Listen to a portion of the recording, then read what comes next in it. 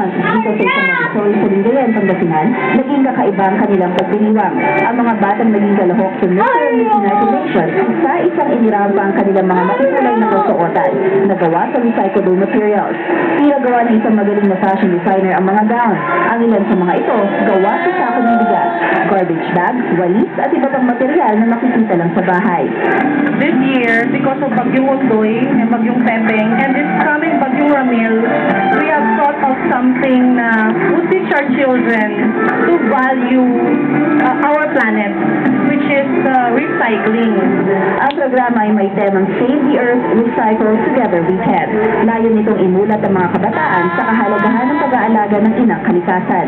Ang pagpapabaya daw kasi natin sa ating kalikasan ang ilan sa mga dahilan kung bakit nakakaranas tayo ng matinding pagbaha.